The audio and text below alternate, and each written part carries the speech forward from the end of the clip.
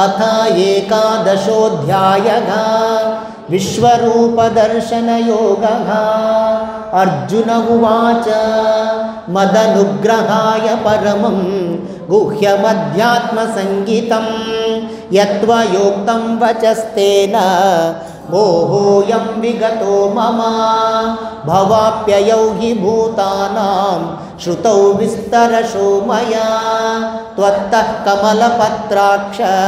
माहात्म्यमपि चाव्ययम्। एवमेतद्यथार्थत्वम् आत्मानं परमेश्वर द्रष्टुमिच्छामि ते रूपम् ऐश्वरं पुरुषोत्तम। मन्यसे यदि तच्छक्यं मया द्रष्टुमिति प्रभो योगेश्वर ततो मे त्वं दर्शयात्मानमव्ययम्। श्रीभगवानुवाच पश्य मे पार्थरूपाणि शतशोतसहस्रशः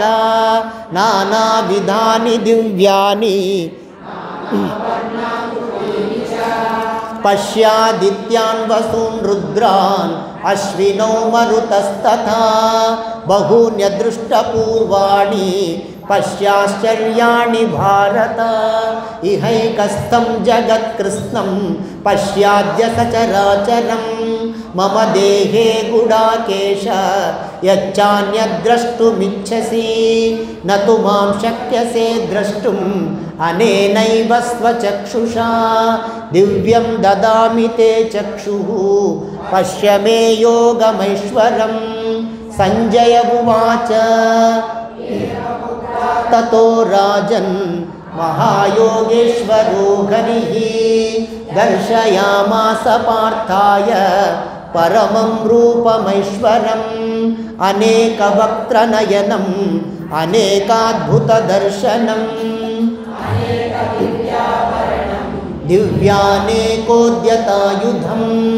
दिव्यमाल्याम्बरधरं दिव्यगन्धानुलेपनं सर्वाश्चर्यमयं देवम् अनन्तं विश्वतोमुखं। दिवि सूर्यसहस्रस्य भवेद्युगपदुत्थिता यदि भासदृशी सा स्यात् भासस्तस्य महात्मनः। तत्रैकस्थं जगत्कृत्स्नं प्रविभक्तमनेकधा अपश्यद्देवदेवस्य शरीरे पाण्डवस्तदा। ततस्तविस्मयाविष्टो हृष्टरोमा धनञ्जयः कृताञ्जलिर्भाषत। अर्जुन उवाच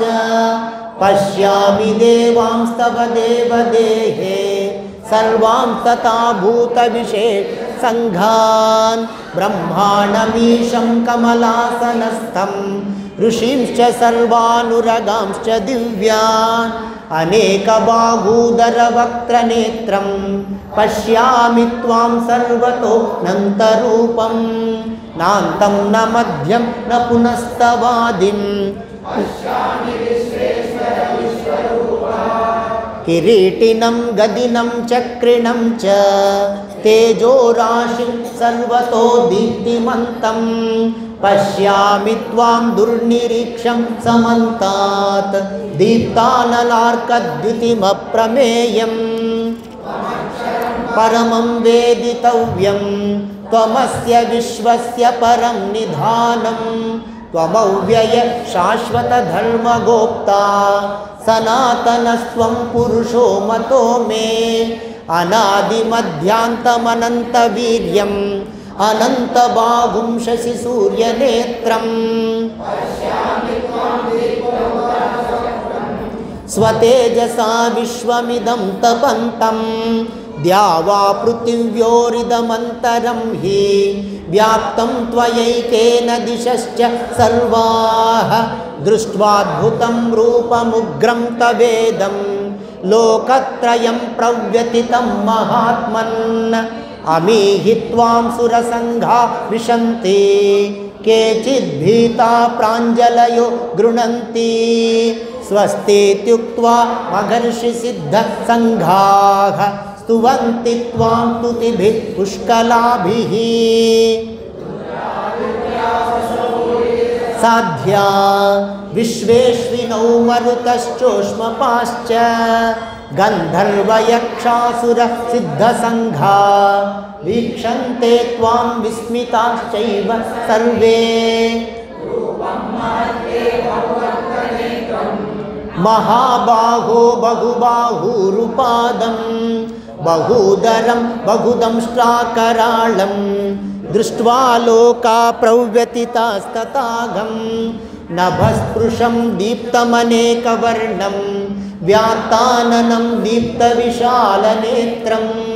दृष्ट्वा हि त्वां प्रव्यथितान्तरात्मा धृतिं न विन्दामि शमं च विष्णो दंष्ट्राकराळानि च ते मुखानि दृष्ट्वैव कालानलसन्निभानि दिशो न जाने न लभे च शर्मा प्रसीद देवेश जगन्निवासा पुत्राः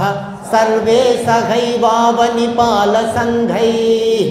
भीष्मो द्रोणसूतपुत्रस्तथासौ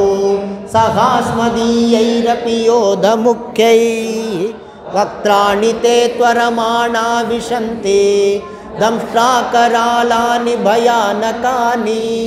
केचिद्विलग्ना दशनान्तरेषु सन्दृश्यन्ते चूर्णितैरुक्तमाङ्गैः यथा नदीनां बगवोऽम्बुवेगाः तथा तवामी नरलोकवीरा विशन्ति वक्त्राण्यभिविज्वलन्ति पतंगाः विशन्ति नाशाय समृद्धवेगाः तथैव नाशाय विशन्ति लोकाः तवापि वक्त्राणि समृद्धवेगाः लेलिह्यसे ग्रसमान समन्तात् लोकान् समग्रान् वदनैर्ज्वलद्भिः तेजोभिरापूर्य जगत् समग्रं भासस्तवोग्रा प्रतपन्ति विष्णो आख्याहि मे को भवानुग्ररूपो नमोऽस्तु ते देववर प्रसीद विज्ञातुमिच्छामि भवन्तमाद्यं प्रवृत्तिं श्रीभगवानुवाच कालोऽस्मि लोकक्षयकृत् प्रवृद्धो लोकान् समागर्तुमिह प्रवृत्तः ऋतेऽपि त्वां न भविष्यन्ति सर्वे एव स्थिता प्रत्यनीकेषु योधाः तस्मात् त्वमुत्तिष्ठ यशो लभस्व जित्वा शत्रून् भुङ्क्ष्व राज्यं समृद्धं मयैवैते निहता पूर्वमेव निमित्तमात्रं भव सव्यसाचिन् द्रोणं च भीष्मं च जयद्रथं च कर्णं तथान्यानपि योध वीरान् मया हतां स्वं जहिमा व्यतिष्ठा युध्यस्व जेतासि रणे सपत्नान् सञ्जय उवाच एतच्छ्रुत्वा वचनं केशवस्य कृताञ्जलिर्वेपमानकिरीटी नमस्कृत्वा भूय एवाग् गदं भीत प्रणम्य अर्जुन उवाच स्थाने ऋषिकेश तव प्रकीर्त्या जगत्प्रहृष्यत्यनुरज्यते च रक्षांसि भीतानि दिशो द्रवन्ति सर्वे नमस्यञ्चित सिद्धसङ्घाः कस्माच्च तेन न मेरन्महात्मन् गरीयसे ब्रह्मणोऽप्यादिकर्त्रे अनन्तदेवेश जगन्निवास सदसत्तत्परं यत् त्वमादिदेव पुरुषः पुराणः वेत्तासि वेद्यं च परं च धाम त्वया ततं विश्वमनन्तरूपा वायुर्यमोऽग्निर्वरुण शशाङ्कः प्रजापतिस्त्वं प्रपितामहश्च नमो नमस्तेस्तु सहस्रकृत्वः पुनश्च भूयोऽपि नमो नमस्ते नमः पुरस्तादत पृष्ठतस्ते नमोऽस्तु ते सर्वत एव सर्व सर्वं समाप्नोषि ततोऽसि सर्वगा सखेति मत्वा प्रसभं यदुक्तं हे कृष्ण हे यादव हे सखेति अजानता महिमानं तवेदं मया प्रमादात् प्रणयेन वापि यच्चापघासार्थमसत्कृतोऽसि विहारशय्यासन भोजनेषु एको तवाप्यच्युत तत्समक्षं तत्क्षामये त्वाम् अघमप्रमेयम् पितासि लोकस्य चराचरस्य त्वमस्य पूज्यश्च गुरुर्गरीयान् न त्वत्समोऽस्त्यभ्यधिकः कुतोऽन्यो लोकत्रयेऽप्यप्रतिमप्रभाव कायं प्रसादये त्वाम् अघमीशमीढ्यम् पितेव पुत्रस्य सखेव सख्युः प्रियः प्रियायार्हसि देव सोढुम् अदृष्टपूर्वं वृषितोऽस्मि दृष्ट्वा भयेन च प्रव्यथितं मनो मे तदेव मे दर्शय देवरूपं प्रसीद देवेश जगन्निवास किरीटिनं गदिनं चक्रहस्तम् इच्छामि त्वां द्रष्टुमहं तथैव